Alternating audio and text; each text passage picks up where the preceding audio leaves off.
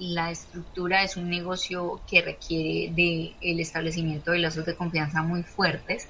Entonces, al inicio, pues yo como que estructuré todo el espacio, quedó muy bonito, muy atractivo, pero duré un mes casi que no lo abría porque me daba miedo. Pero ya nos lanzamos, en un año ya teníamos 32 niños, entonces sí tuvimos los 3 primeros años un crecimiento bastante interesante, y eso hizo pues que hoy hayamos tomado la decisión de trasladarnos a una sede campestre mucho más amplia y que cumple pues con todas las características que alguna vez habíamos soñado para el jardín. Pero no fue iniciar fácil. Como te digo, es un negocio que requiere de confianza. Entonces, pues sí, fue un trabajo totalmente hecho a mano, más o menos. Bueno, me encanta esa historia y he escuchado y me recordé esta frase que todo buen emprendimiento tiene una buena historia de vida detrás y creo que eso vamos a ir hablando también en el camino. Y quiero que ya entremos en detalle. Cuéntanos qué es Casasueños, de dónde nace ese nombre que me encanta y qué es lo que hacen. Bueno, Casa Sueños inició siendo la marca a nivel terapéutico. Hoy tenemos la marca Casa Sueños a nivel terapéutico y el jardín se llama Pigmalión Jardín Campestre. Hicimos esas dos líneas en función de sostener lo terapéutico y de Pigmalión Jardín Campestre porque el logo es un camaleón, es más conectado con el espacio con el que contamos hoy, que es un espacio de 10.000 metros cuadrados de full naturaleza. Estamos a más o menos 10 minutos de Jardín Plaza, unos 12 minutos de Jardín Plaza. Entras por una carretera que es destapada, entonces pareciera que te trasladaras a un mundo totalmente natural y del campo. Acá no se escucha sino los gritos de los niños y el canto de los pájaros. Entonces en cuestión de 12 minutos estás en un ambiente totalmente diferente. Entonces quisimos que el nombre representara eso que queríamos, y sostenemos pues la línea terapéutica de Casasueños a nivel también institucional. Estamos adelantando talleres, charlas, tenemos un grupo interdisciplinario de profesionales a nivel de terapia ocupacional, terapia física, fonoaudiología y psicología, con los cuales adelantamos también toda la parte terapéutica y de talleres. Y Pigmalión Jardín Campestre fue una búsqueda bastante interesante porque cuando hicimos el cambio a la sede campestre, pues queríamos generar un cambio interesante, mezclado pues al ambiente con el que íbamos a contar, que es un ambiente muy hermoso. Y Pigmalión es un efecto en psicología que es un efecto alrededor de las creencias de los seres humanos. Y el nombre nace de un escultor que se llamaba Pigmalión, que él construye una estatua que se esmera muchísimo y la hace a la perfección, y la admira tanto y es que termina enamorándose de esta estatua y de todos los días consentirla y generar esta interacción constante a nivel positivo en cuanto a creencia, y la estatua cobra vida. Entonces, Pigmalión representa un fenómeno, un efecto en psicología alrededor de las creencias. Y en educación está aplicado en función de que cuando las maestras o quienes intervenimos en la educación tenemos una creencia positiva frente al proceso de cada niño, aún sin ver los resultados en el momento, pero nuestro actuar diario está influenciado fuertemente por la creencia positiva de que el niño va a lograr sus objetivos, va a alcanzar sus metas, va a mejorar una dificultad o va a incrementar o a fortalecer una habilidad específica. Eso hace que la aproximación hacia el niño sea en una línea de una motivación constante. Y eso hace y se traslada en el niño en que ellos se apropian de esa creencia hasta materializarla. Entonces, básicamente alrededor de eso gira el nombre de Pigmalión.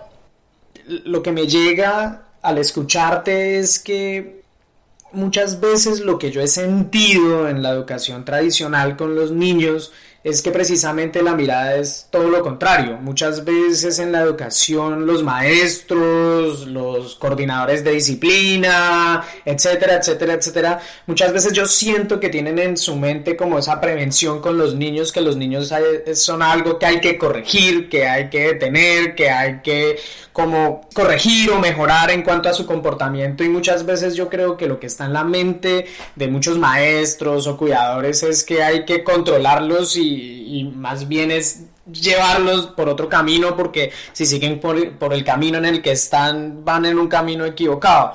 Y siento que existe esa carencia de la creencia positiva de hacia dónde puede ir un niño. Entonces yo siento que lo que tú propones como que llena un vacío en la mentalidad o en algo que comúnmente ha ocurrido en la educación tradicional.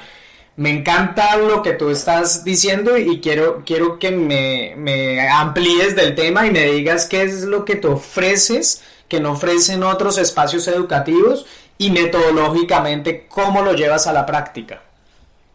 Pues mira, ahora que te escucho, quisiera también pues como ampliar un poquito. Es que un reto también especial es la formación de las maestras. La formación de la maestra en preescolar, a no ser pues que tú acudas siempre a la parte de licenciatura. Generalmente yo acá tengo algunas que son licenciadas, otras que son técnicas. Tengo también un plan de convenio con universidades e instituciones para el ejercicio de práctica y de formación de maestras. Pero sí encuentra uno, yo tengo muy bajita rotación, casi que nula de maestras. Todas las maestras que están con nosotros vienen desde hace 4 o 5 años. Pero ha sido un ejercicio de enseñar y que desaprendan muchísimas cosas.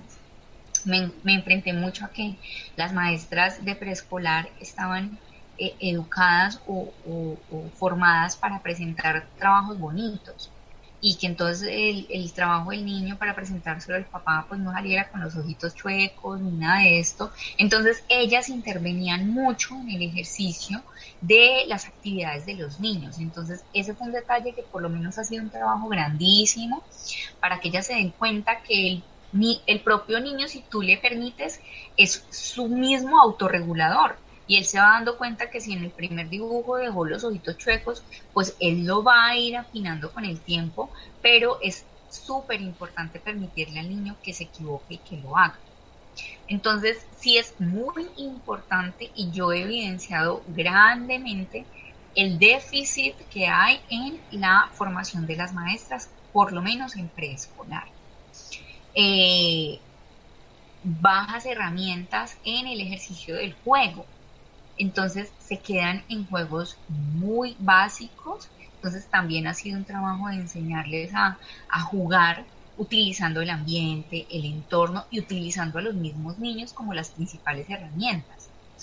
Entonces eso ha sido un trabajo bastante interesante, y que pues ha sido una invitación a las maestras. Gracias a Dios yo te tengo que decir pues que tengo unas seres humanos maravillosos trabajando conmigo, que se han pegado totalmente al sueño que hemos desarrollado, que se ha desarrollado, y pues por eso han estado siempre con nosotros, han permitido que pues como hacer esa transformación también a nivel personal. Entonces ellas a mí acuden frente a cualquier situación, no solamente laboral, sino personal, y pues yo estoy siempre disponible para ellas, porque pues principalmente lo más importante en Pigmalión son los niños, pero seguidamente están mis maestras. O sea, para mí el respaldo fundamental hacia ellas es primordial, y eso también se le ha trasladado a los papás,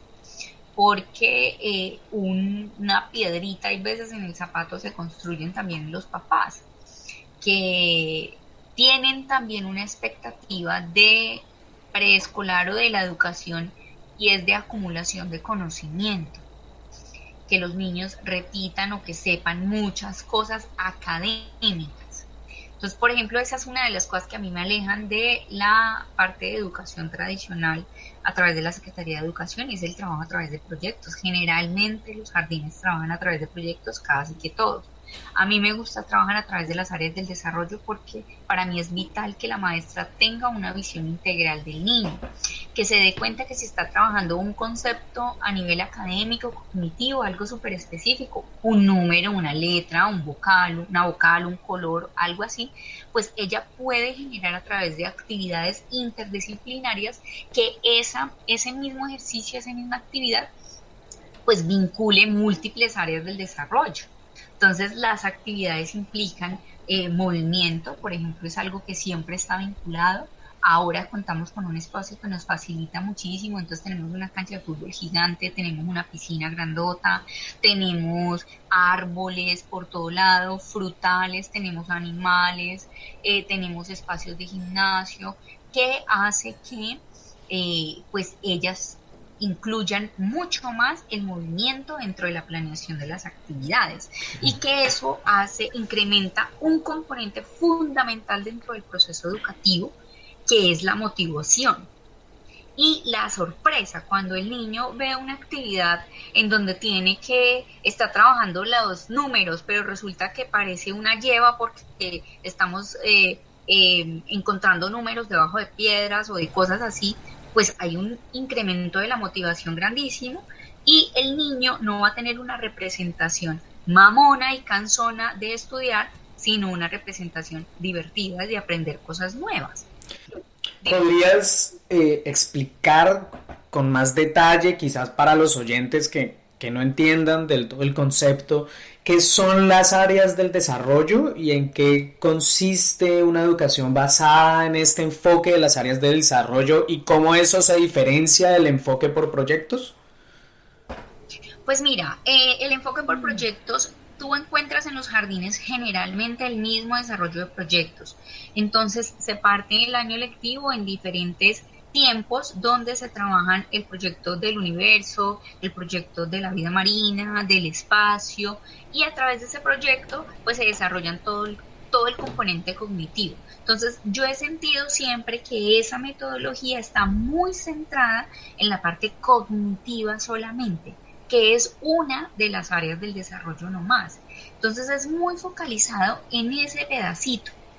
El ejercicio a través de áreas del desarrollo, nosotros aquí, por ejemplo, cuando entregamos informes a los papás, les entregamos un informe que no es una sola hoja con números, ni con caritas felices, ni con nada de eso, sino es un informe de el desarrollo en logros alcanzados y en logros en proceso de todas las áreas del desarrollo. ¿Qué áreas del desarrollo trabajamos? Entonces trabajamos la parte cognitiva, que es toda la parte a nivel de conceptos y conocimientos, pero tenemos un espacio para la parte del lenguaje, que en edad preescolar pues es fundamental porque nos llegan gorditos que, por ejemplo, por su edad o por su nivel de estimulación no hablan nada, y acá estructuran todas, por lo menos las bases del proceso del lenguaje.